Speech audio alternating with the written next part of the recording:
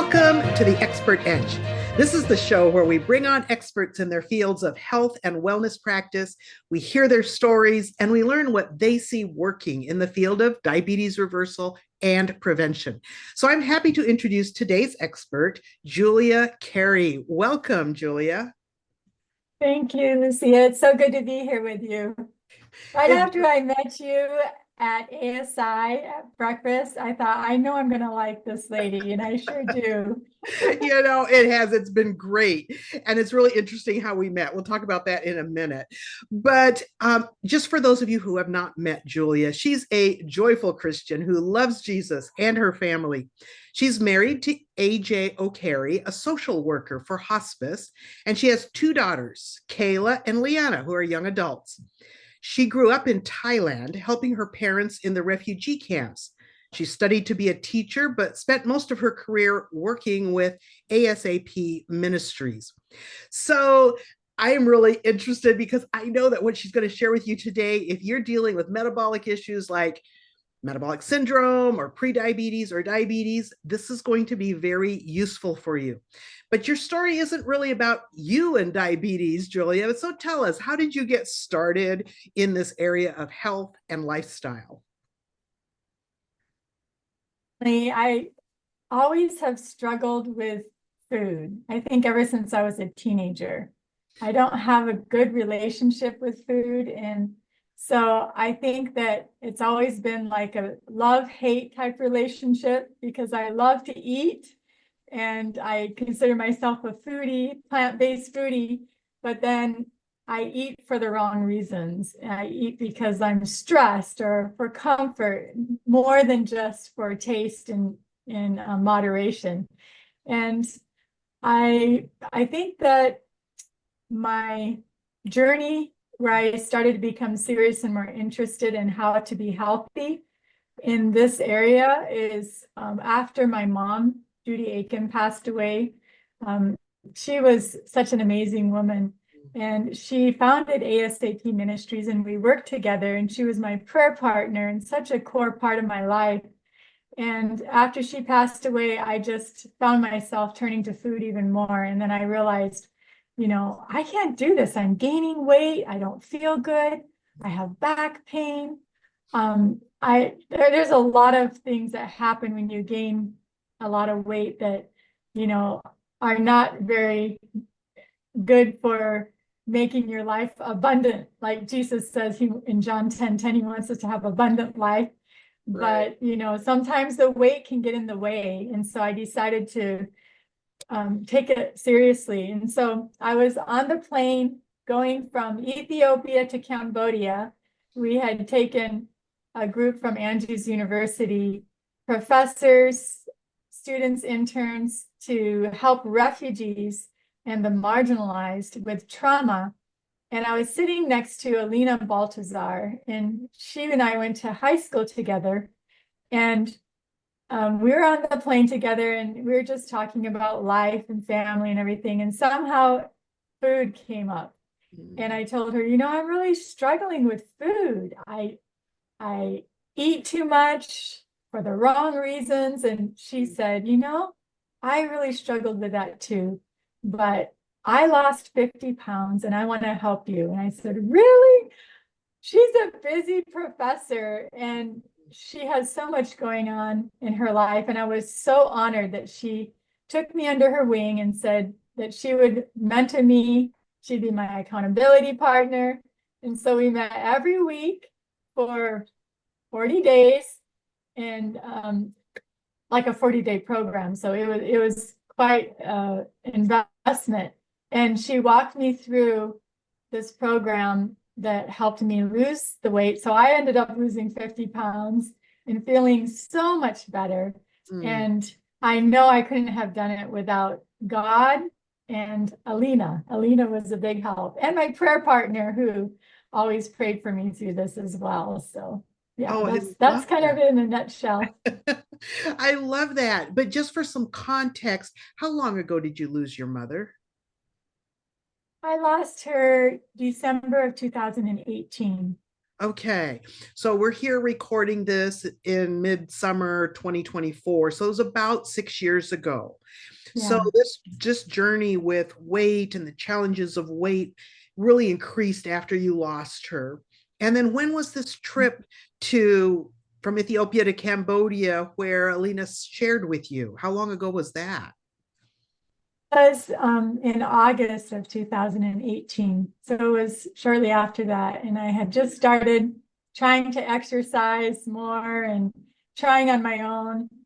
And that's when, the Lord sent Alina. Yeah. Oh, what a blessing.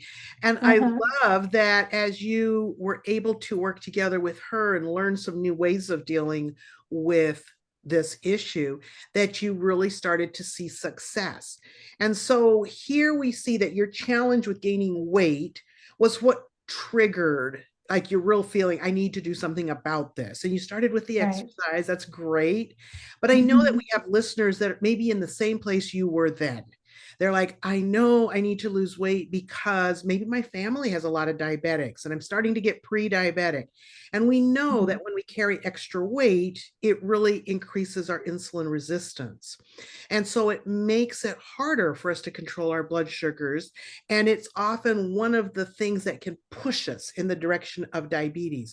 So I really invited Julia here to share her journey around how she lost this weight, because I know it will be an encouragement to you if you know that's one of the issues that you're also dealing with.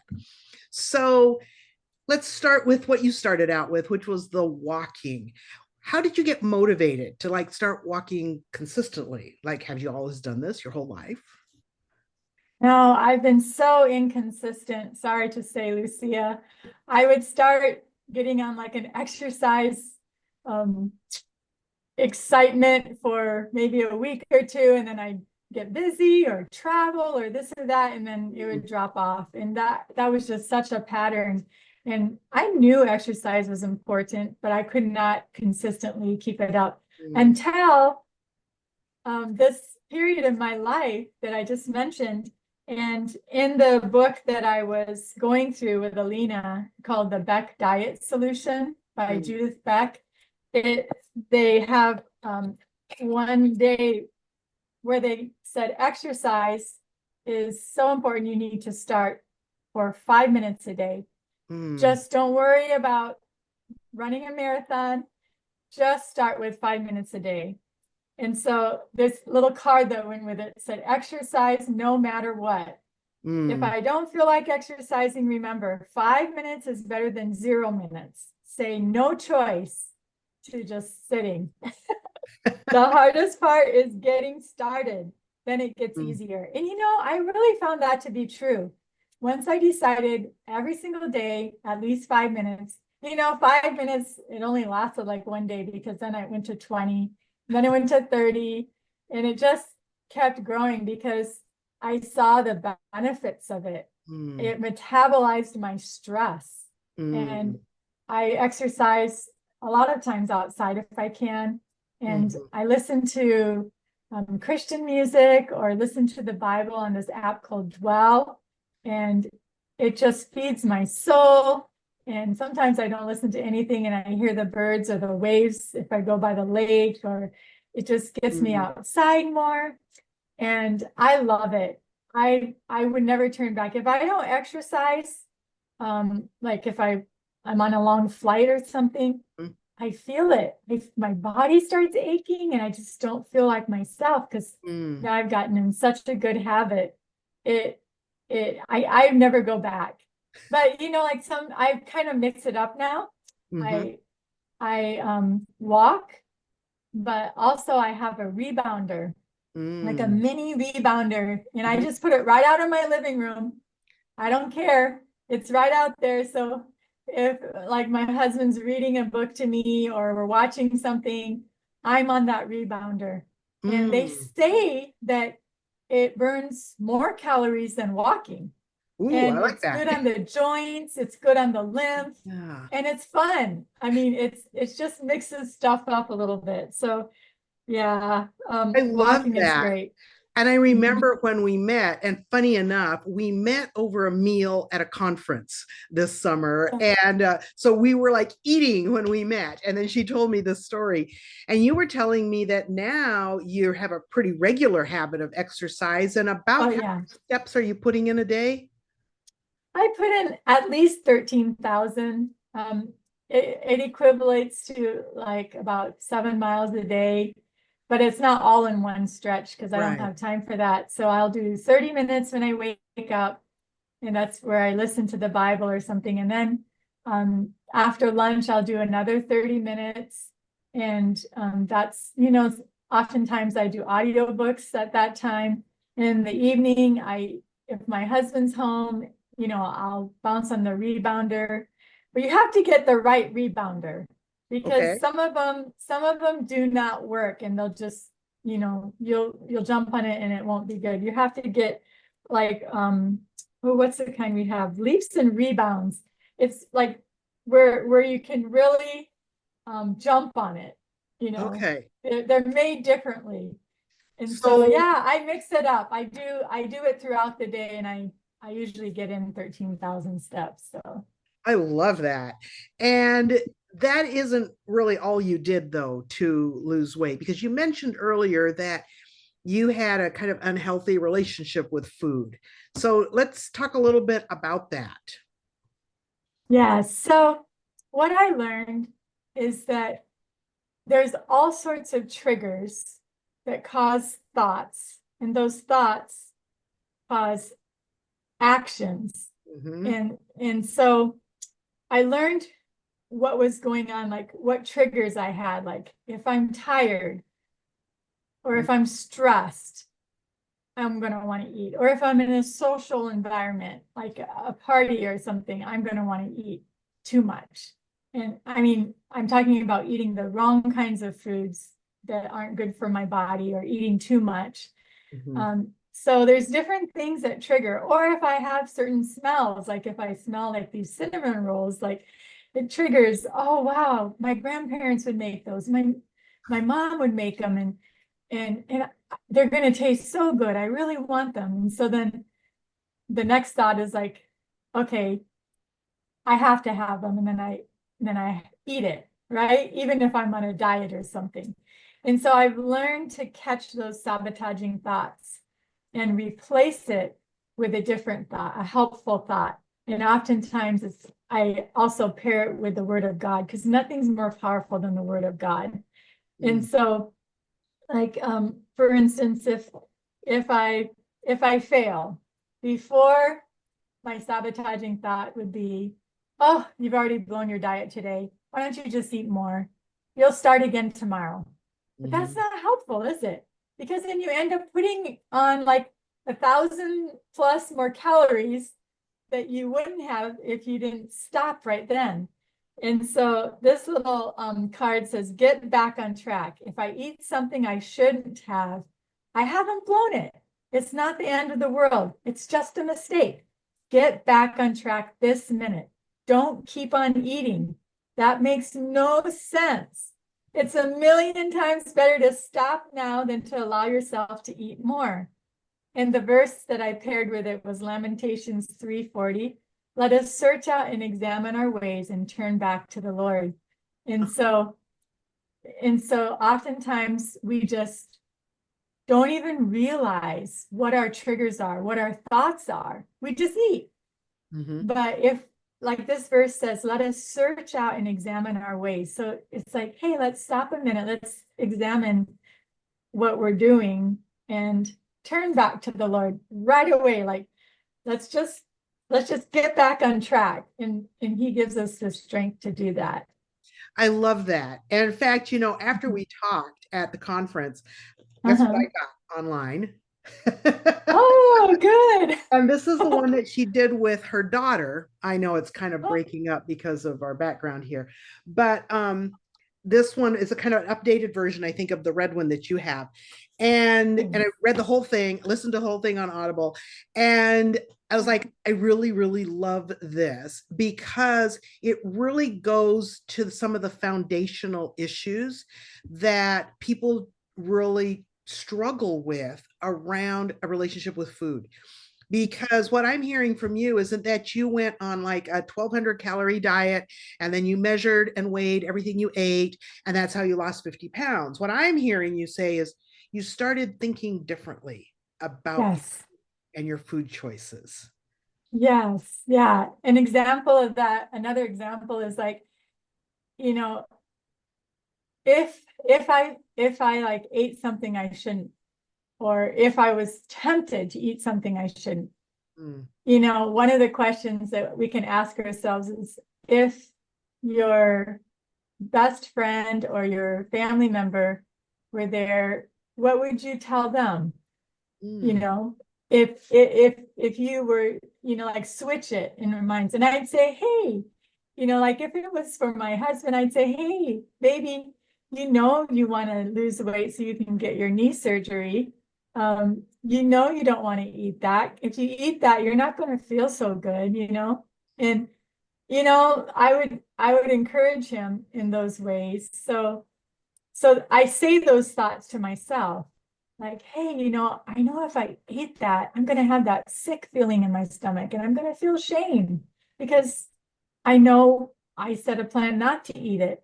And so, yeah, you just change the scripts in your mind. We all have these negative scripts, but that's what's been so much fun. And to be honest, I haven't done it perfectly and I haven't kept off all 50 pounds, but life is a journey. I'm not stopping.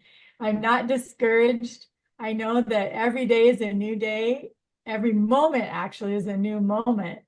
And so I see that it's really helped me with the whole thoughts yes. aspect has really helped me. Mhm. I love that because I've always been fascinated with how our mind works. And Yeah. so, like learning more about this connection between how we handle food choices and how we think. And one of the things that the author of this book, Dr. Beck, brings out is that for many of us, like we know we have triggers, right? Like a lot of people, it's like, oh, I just emotionally eat. We know that that's a trigger, but she really does a deep dive looking at what are we actually telling ourselves that make it a trigger. And there's like you said, there are different things for different people that act as triggers. And I thought it was really interesting because I was reading through there and I'm like, oh yeah, I've said that to myself before. And I would We all recognize do. that. Yeah. And I was like, oh, yeah, that's right. And I had never really connected the dots on some of this. So, but I think it's really, really helpful and useful to, either like get a hold of this book, read it for yourself, or do a class with somebody that'll teach you and walk you through how to do this. Like I'm doing this with my clients now. And, Oh, wonderful. and I just love it because they're starting to like rewire their brains. And what we really need often for long term success in meeting our health goals is a rewiring of our brain. Paul talks Oh, about having our minds transformed, right, by the work of God. And yes, transformation yes, of mind is actual physiological rewiring, building yes. new pathways, letting the old ones get overgrown and not so used, and making it easy to do the things that are supporting our long-term goals, our life purpose, the things that we know God has put in our life for us to do, right? Exactly, Lucia. It makes me so excited to hear you talking about it because, for so long, I would pray for self-control. Mm, And I thought it would just be a miracle that one day I'd wake up and God would give me that gift of self-control and I would no longer struggle. mm, But what I realized is that He gave me self-control through helping me in practical little tiny steps through this program and, through other ways, just little tiny steps. And that ended up giving me the self-control I needed. It wasn't a miracle. It didn't happen overnight. And just I'll give you another example. You know, when I was hungry before, I thought it was an emergency. And mm, I thought I had to eat. You don't feel good, your stomach, you know, you you sometimes feel like you have to eat. Mm-hmm. But in this book, it says, hunger is not an emergency. You're not going to die. Think of a time like, okay, I dislocated my knee in high school. That was a lot more painful than this hunger moment. Mm-hmm. So what do I want to do about this hunger moment? Do I want to give in and eat, or do I want to just say, okay, I've eaten enough calories for the day. I'm going to be okay if I just have some hot herbal tea, or Mm-hmm. I'm going to be okay if I just brush my teeth and go to bed early. There's so many ways I could distract myself instead of just giving into that hunger. Mm. But there's a lot of other ways and reasons why we eat, but that's just another example.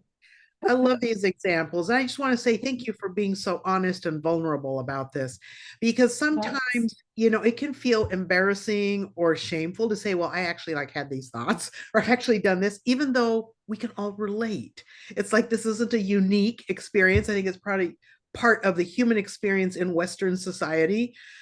Maybe not so much with the refugees you were working with in Southeast Asia that literally are struggling to get enough calories a day. But here in this country and in the West in general, often these are the kinds of struggles that we are having. It's like, Mm. how do I, is it really that okay to just be hungry and not eat? Um, yeah, that's one that I think many of us never like stop to think about. It's just like we have this automatic link. Oh, I'm hungry, so I better put something in my mouth. Yeah, And when actually, if we stopped and thought about it, that's not necessarily the most logical response, right? it's true. Yeah. And the interesting thing about hunger is that the hunger pangs wane. So you won't feel hungry and it won't get more and more and more and more till you burst. You'll feel it a little bit and then it will go away. Yeah. If you do a little experiment and you skip one meal, if your doctor says you can, um, try it and see what happens. And you'll realize, hey, that's true. I felt really hungry and then it went away. No Mm. big deal. So there's a lot to learn about how our mind processes food and how we It's so respond true. to it. It's Mhm. so true. And understanding and really using this mind and the power of choice that God has given us, I think is like one of the biggest gifts that we have as human beings. And we often underestimate the power of our thinking. And so I love how you have brought out today that we actually have choices about how we think, and we can choose to think in ways that will support our goals. And it's not just about food, it's about every aspect of our life. But because food Yeah. is something we all do several times a day, I think we can all really relate to this. And I have noticed, even like since reading the book, like I will think about some of these things even in completely different context. Like just like what am I thinking about here? Like what am I telling myself? Uh-huh. And it can really make a difference in what we choose to do going forward. And so I would Yeah. love for you to take just a few minutes here before we close on sharing how did this weight loss journey intersect with your life purpose and your ministry? And then tell us a little Oh, bit good about what your question. ministry is doing in the way of health for the people you serve. That's such a good question. You know, it made me so happy when I was able to become healthier and be a role model to those who I serve and work with. And they notice, people notice. And so for me to be able to give God the glory and tell them, this is what I'm doing. I'm exercising more. I'm catching my thoughts, careful what I eat, and just kind of share my journey with them that has impacted them. Mm. And we do emphasize health because ASAP Ministries is a holistic ministry. And so we serve the people in Southeast Asia, mostly the refugees, the poor, the persecuted, the unreached, in these communities where they don't have a lot of opportunity. And many of them suffer from health challenges. So we found that one of the best ways to share Jesus with them is to also meet their basic needs, kind of like Jesus did. He would go into villages and he'd meet their needs and help them however he could. So we do that through local missionaries. So we have mission schools in the middle of nowhere, all over Southeast Asia. where kids would not even have a chance to go to school because a lot of the schools are in war zones. And we have church plants and we have Bible workers and medical missionaries, we call them. But actually, this last training, we trained all of our 700 plus workers to be medical missionaries. We gave them medical kits so they can test people's blood sugar levels and blood pressure and weight and all of that. And we're teaching and training them all how to do this. But we have some health training centers, like one in Myanmar, that is doing so much good for the people. And I just see how God can use health to really win people for him and for his kingdom, because it's all connected. Our bodies are a temple of God. And so when our missionaries go out there and train either the students or whoever, the Buddhists, whoever they're reaching with health, this really awakens an interest in their heart for what else they want to know. And personally, I got so excited about this that I decided I want to share it with others. So I started a little group, and we've met in person, and then during COVID we met online, and I ran three groups, and it's called Think and Shrink. And Alina Baltazar, who is my mentor, she helped me. And so it was so rewarding to see friends and others be able to lose weight and be successful. And some lost over 50 pounds and some less, but they all learned, how to have the mind of Christ, how to bring their thoughts to the Lord, and he replace it with other thoughts that are more helpful for their health. And in my little church, after we had a series on health, I thought, well, we can't just drop them here. They're making so much progress. We need to do something to keep them going. And so we started an Abundant Life Sabbath school. And that was supposed to only go for 1 quarter, but they loved it so much that now we're on our 2nd year. And so we focus on the Word of God and health. Oh, I just want to say thank you so much, Julia. I really believe that the things you have shared are going to be not just inspirational and motivational for people, but people are going to see that this is really an important area not to overlook.